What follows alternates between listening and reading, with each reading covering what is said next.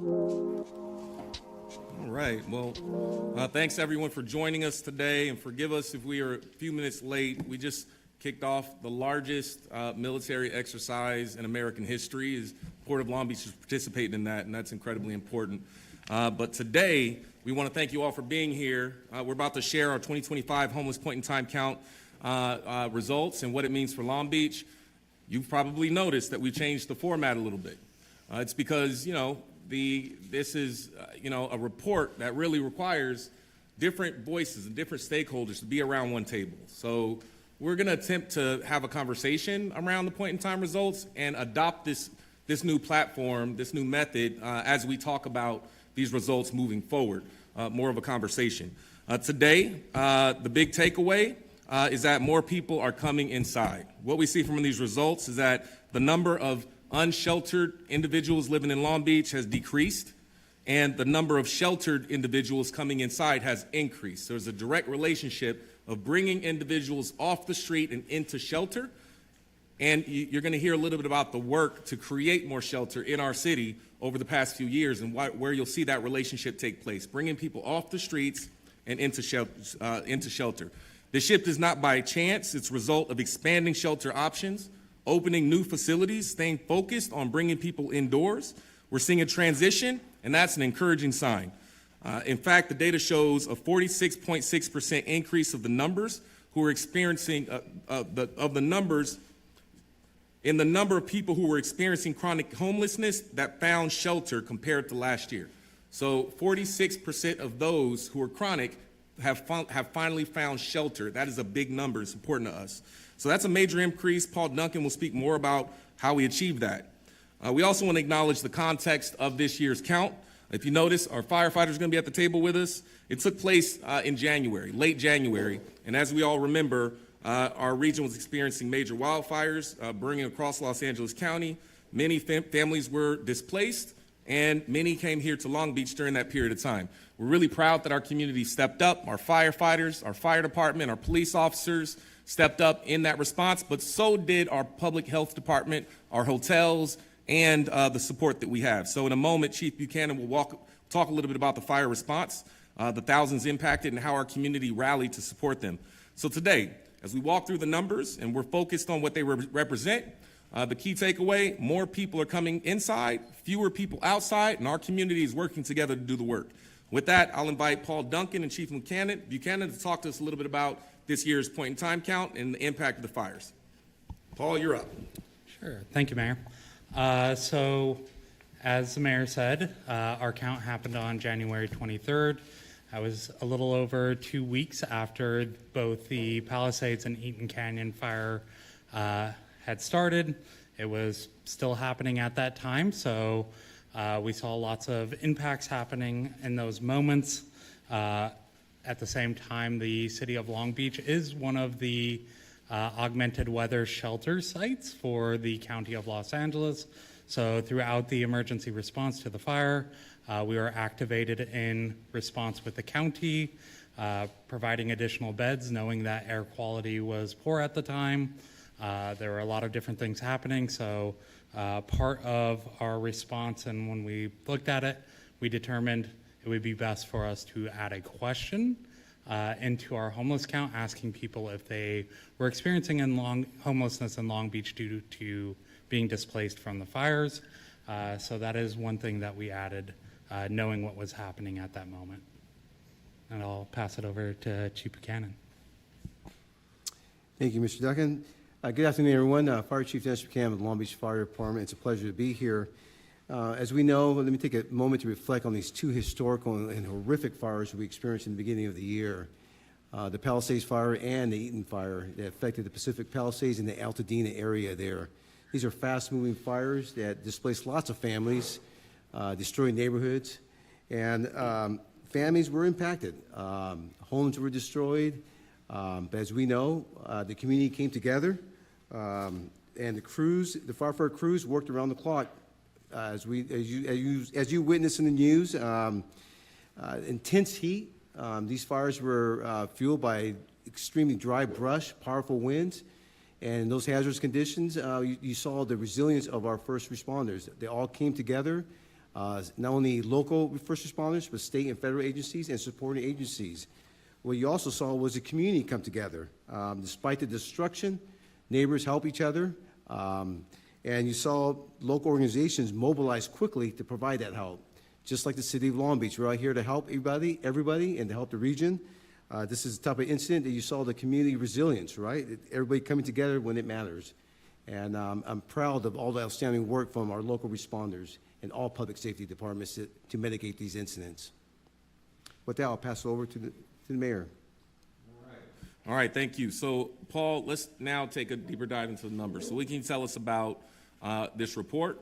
And then, we'll go a little bit deeper into some of our strategies around the river and the encampment resolution downtown. Sure. Thank you, Mayor. So before jumping into the numbers, just want to acknowledge that conducting a homeless count is a very complex and challenging task to undertake. Doing it every year takes a lot of time from staff as well as commitment from volunteers. And each year we take efforts to try to improve our process, get more people involved, and ensure that we're getting as accurate of a count as we can. So we had a record number of volunteers this year with over 300 volunteers, 70 plus people that led teams out in the field, staff that took time to do specialized counts in harder to reach areas where we didn't necessarily want to send out volunteers. And then a special shout out to Stephen Pearl, who is our project manager over the count, Dalton Dorr, who helped in analyzing the data, and DrawTap, who provided technical assistance that allowed us to collect the data and process it in a more timely manner. So that sets a little context for what it takes to do the count. What we saw within this year's count is we saw 3,595 people experiencing homelessness. This is an increase of 219 people, representing 6.5% of an increase from 2024 to 2025. As discussed a little bit ago, we did add that question in around displacement from the fire, and what we found was it was a pretty significant impact, with 167 people identifying that they had been displaced due to the fires and were now experiencing homelessness here in Long Beach. This represented 76% of the 6.5% increase to our count. If you were to take that out, we are seeing that our overall count is about a 1.5% increase. So just quickly, I want to acknowledge those volunteers that came out, those 300 people who came out, because it was poor air quality conditions, but we also want to acknowledge what the chief just said. Thank you so much for acknowledging. Sometimes we think about the response, the front for our first responders, 10 fire crews that responded, the 50 firefighters, the 30 police officers who responded, but there was also a response here on the ground in Long Beach in terms of safe parking and some of the resources that were deployed, reduced costs on hotel rooms.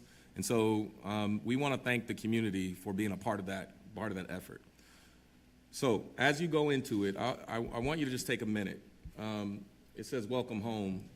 We're here at Project Room Key, and I think that's an important part of the story of how we got to this place where more people are coming inside. Can you just take a moment and talk about this facility at Project Room Key and where it fits in the greater context of expanding shelter? Sure. In the early pandemic, there was funding that came in through FEMA that allowed for us to quickly mobilize. We leased a lot of hotels, and then a little bit later into the pandemic, the state, using both state and federal funds, put out funding opportunities to purchase and convert hotels. So in 2021, we were able to purchase this hotel and since have converted it into operating as a non-congregate shelter for people. The room that we're now in is newly finished. Really, we were able to bring in some additional funding and convert the site so that it looks more conducive to the operations of a shelter. We have roughly 97 rooms within this facility, and those are prioritized for people that are older adults, as well as those with chronic health conditions, in some cases terminally ill individuals. So this is really a spot for some of our more vulnerable people experiencing homelessness. Before we move on, this was a big year also for the downtown encampment resolution. And so that program is coming to an end. What's our plan around the downtown encampment resolution, the Vagabond Inn, and our plan for the new encampment resolution focused on the LA riverbed? Sure. So the City of Long Beach has now been awarded 3 different rounds of encampment resolution. Our first one focusing on the MacArthur Park area. The one that we're in the middle of within the second round was focused on the downtown area, including Billie Jean King Library and Lincoln Park. As part of that, we master leased the Vagabond Inn, which just wrapped up operations at the end of last week, which was our non-congregate shelter, offering 60 rooms to people.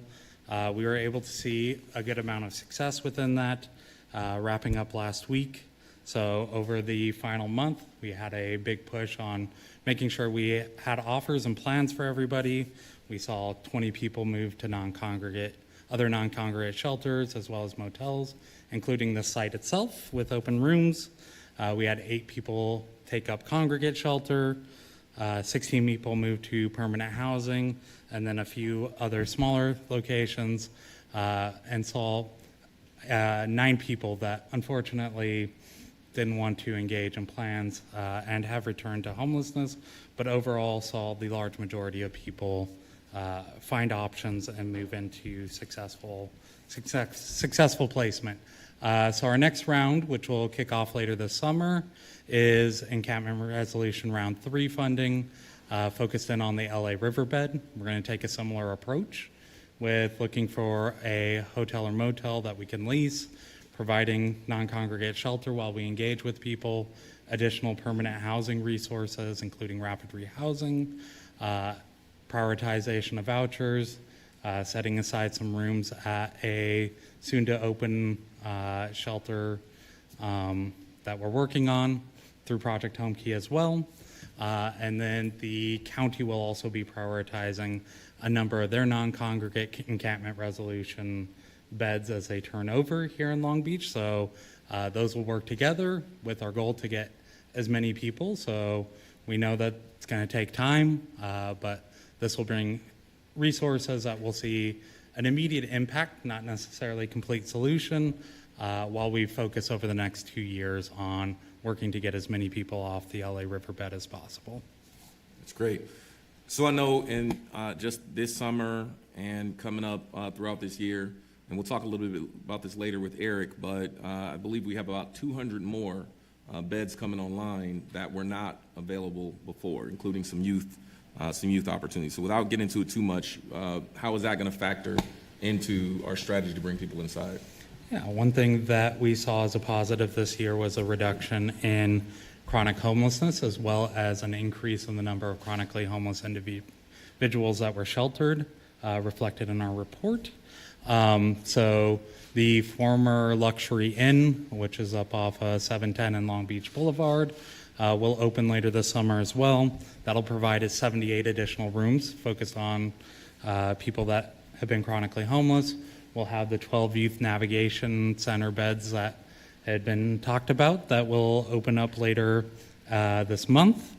And then we are working on some other sheltering opportunities, including the build out of 702 West Anaheim, which was purchased during the emergency.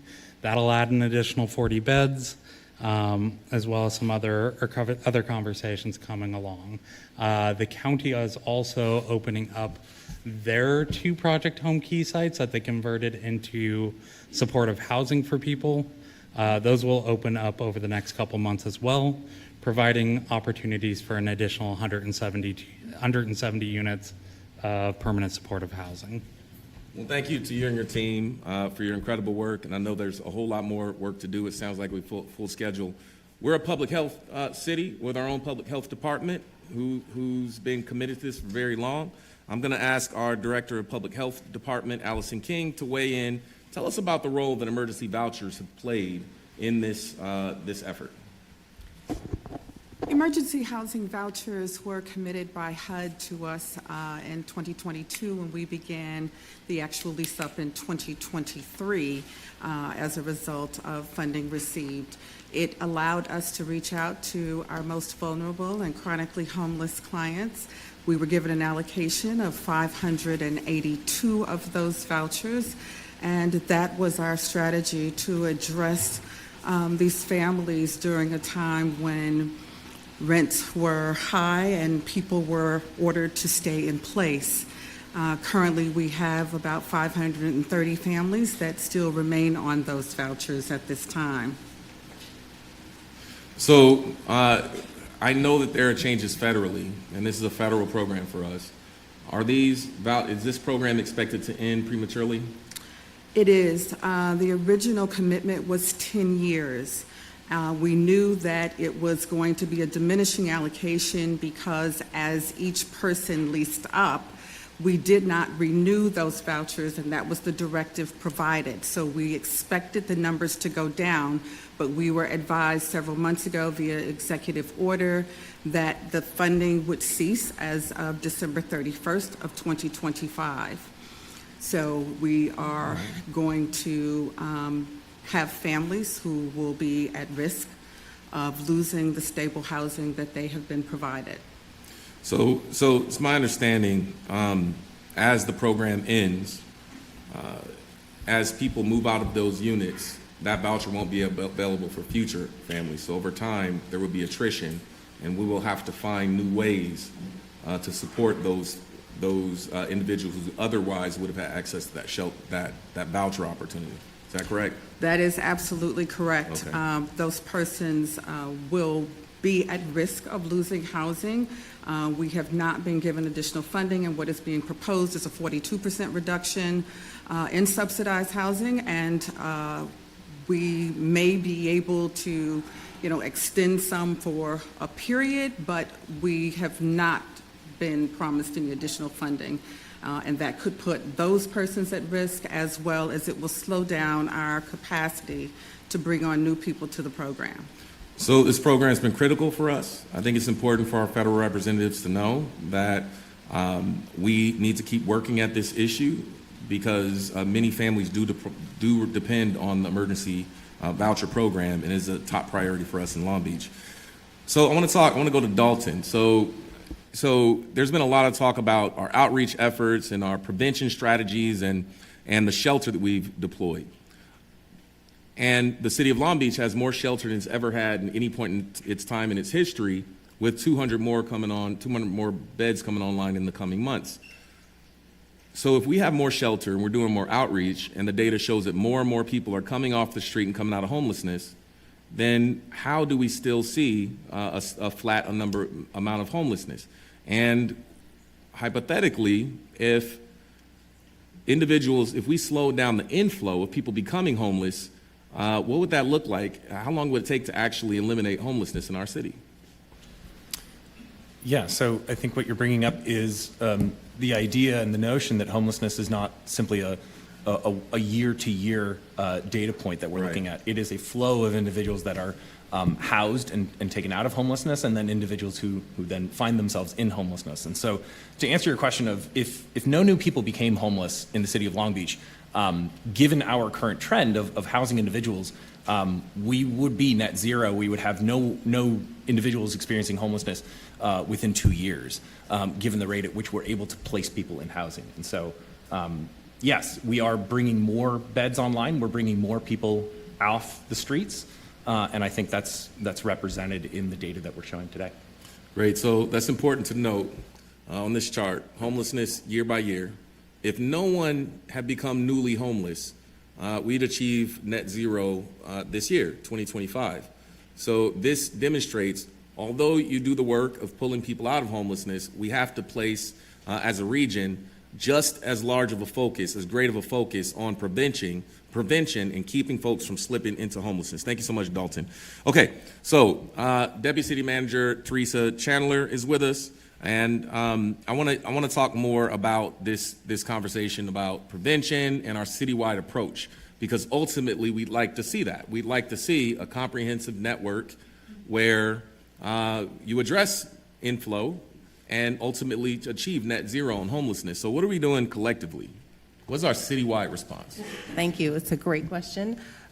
We have an amazing citywide response. So the health department has been our active body, our active department who responds, who has active services, but it really takes a whole village to do this work, as you know, and all of the departments that are represented at this table and more, from our police department, our fire department, our health department, community development, public works, our libraries, our parks and recs, our city attorney, our city prosecutor. So everybody comes together in an interdepartmental space and coordinates on the ground, but also at a policy level. And so we bring information back to the council. We're working with our council offices. We're working with the community in order to do this because we can't do it ourselves. And so it's really been a collaborative effort. And in the last year, we've actually created an Office of Homeless Strategy and Partnership under our city manager's office. And that is the body that is helping to connect the pieces across the city. And, you know, it's really like, you know, our executive leadership, we're talking about this ongoing, we're working together so close, and to our frontline staff who are out there every day doing the work, so. Good, thank you. So with all this collaboration and response, why is prevention more important now than ever? Well, prevention saves us money. So if we can keep people in their housing, then we don't have to do all these extra services, right? But we have a really strong net that catches people if they do fall into homelessness, if they do fall into hard times. And we know many families, I've got family members that are one paycheck away from falling into homelessness or falling on hard times. And so we want to make sure that we have that prevention in place. So if we can help people with their rent, if we can help people with their services, if we can connect people to, you know, we look at the social determinants of health, if we can connect people to jobs, to healthcare, to mental health services, to support for addictions, all of those core services, all those things that all of us need to be successful in our lives, then we're going to save a lot of money in the long run, just to keep people in housing, and we just got to have more housing and shelter, right? Absolutely, more housing and shelter. So I'm gonna go back to this side of the table, because what we've done is we've assembled all the people to talk about this topic. So, more housing, more shelter. Let's talk to our Director of Community Development Department. How are we doing on affordable housing production here in the city of Long Beach over the past few years? Yeah, so Long Beach is a leader in housing, whether it's affordable housing, market rate housing. We brought hundreds of units of new housing, and that's permanent housing together last year. That's a partnership between Allison and myself and the whole city team to make that happen. That takes money, city money that we invest in those projects, federal money that we invest in those projects, state money, and then housing vouchers that helps make the operation of those. But we're not done. So we're here about the 1700 block of Long Beach Boulevard. If you pop your head out, look down the street, 1400 Long Beach Boulevard. We have a project, more than 100 units, you know, well along the way in construction and coming along. Elsewhere, just here in downtown, 9th and Linden, we have more than 50 units coming soon. Partnership with a local church, builds in their parking lot, allows, you know, a creative reuse of how we're thinking about our town. So whether it's PCH or Pacific or over on Fountain on the east side, all over the city, we're looking at housing opportunities, and those are big signature affordable projects, but we're also just building a lot of housing. So last year we set a record for housing starts, housing units approved, housing units completed. So we're doing great. Long Beach is not an island. We need all our neighbors to do great also, but we're very proud of the work we're doing on housing. And I'm glad you mentioned that last point. You know, we've had record housing starts the last 2 years, and we're going to see another great year this year on housing starts and affordable housing, but it is a regional discussion. I am proud that the region is now addressing affordable housing through La Casa and recently adopted Measure A, and I serve as chair of that LA County Affordable Housing Solutions Agency, so we look forward to making sure all 88 jurisdictions have the technical support and resources they need to build more housing at scale. I'm going to go over here to the police department. So so things have changed over the course of the past year.